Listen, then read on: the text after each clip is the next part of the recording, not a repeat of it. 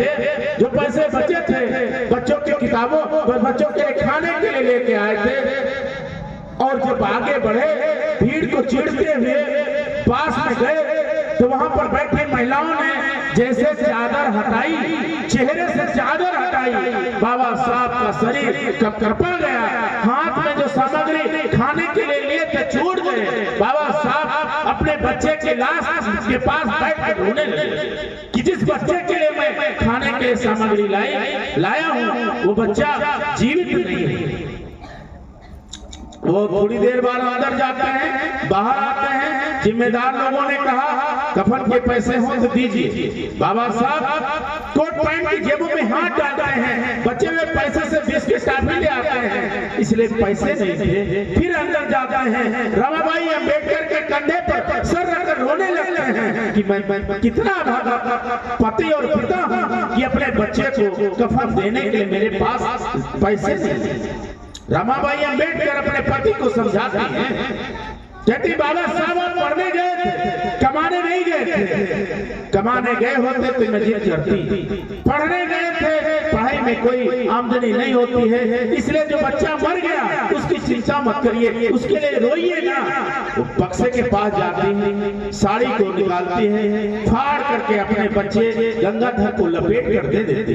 धन है रमाबाई अंबेडकर, कितनी करुणामयी थी, कितनी धैर्यवान थी, कितनी समझदार थी कि अपने पति को बचाने का काम बताने का काम करती थी। बाबा साहब उस बच्चे की लाश को अपने भुजाओं पे रखते हैं, भीड़ के साथ जाते हैं, दफन करके चले आते हैं। बाबा साहब से पलट के आते कहते हैं रमा हिंदू कहाँ, राज रतन खत्म हुआ, रमेश खत्म हुआ, हिंदू कहाँ है।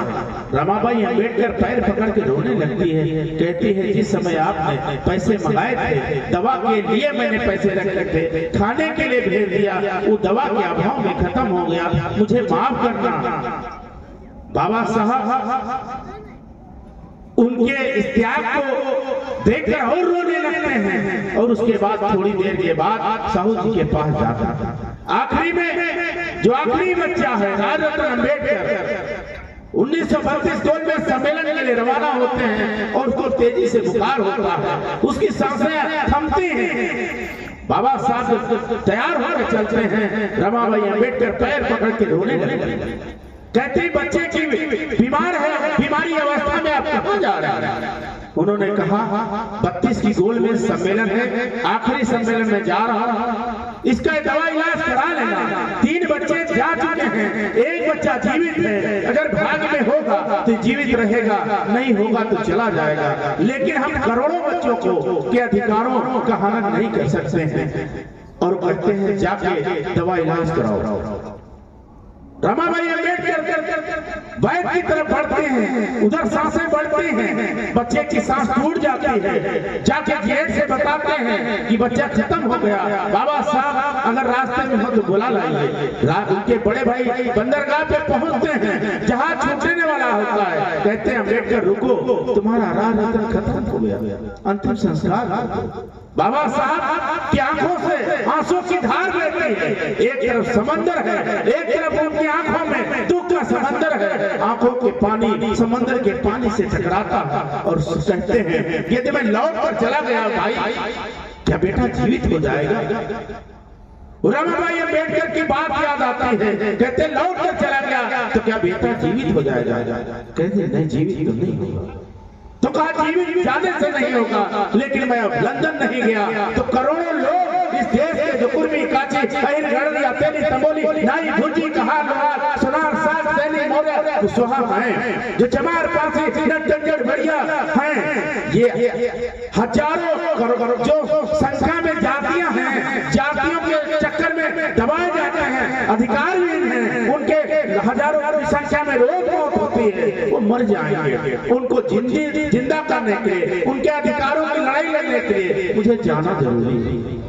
बाबा साहब चले जाते हैं, बड़े भाई लौट कर आते हैं और कहते हैं रमाबाई अंबेडकर के अपने बड़े जेठ से पूछती है बाबा साहब कहाँ हैं, आए नहीं। उन्होंने कहा कि आपका जवाब आपको भेजा। आपने जब जिस समय साड़ी फाड़ करके पुराने कपड़े में लपेटा था तो उन्होंने कहा कि पुराने और नए साड़ी में लपेटने से जीवित नहीं हो सकता है। रमा से पूछ लेना।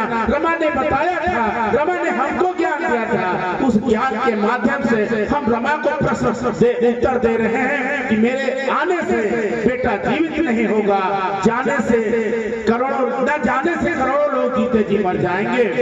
तो ये तो आपका दिया हुआ ज्ञान बाबा साहब ने आपको वापस कर दिया। अब आप बताएं क्या क्या।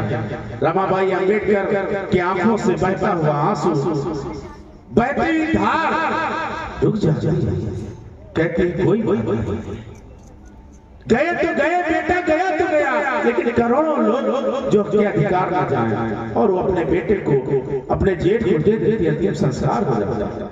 रमाबाई अंबेडकर के अंतिम दौर में जो है टीबी हो जाती है और मरने के कगार पर होती है, और बाबा साहब अपनी बेटे पत्नी के पास बैठकर सोचते रोते कहते हैं बाबा साहब आप पूरी जिंदगी पढ़ाई किया, आप डॉक्टर बन गए, आप वकील बन गए, और शास्त्री बन गए, मंत्री बन गए, हमको क्या मिला, हमारा इलाज कौन करेगा। बाबा साहब कहते हैं कि आपका इलाज करने वाले हजारों डॉक्टर हैं, आपकी बीमारी टीबी का इलाज करने वाले देश में हजारों डॉक्टर हैं, लेकिन जो मेरे समाज में छुआछूत, गरीबी, अंधविश्वास की बीमारी लगी है, इसका इलाज करने वाला कोई नहीं, मैं अकेला हूं, मुझे माफ करना।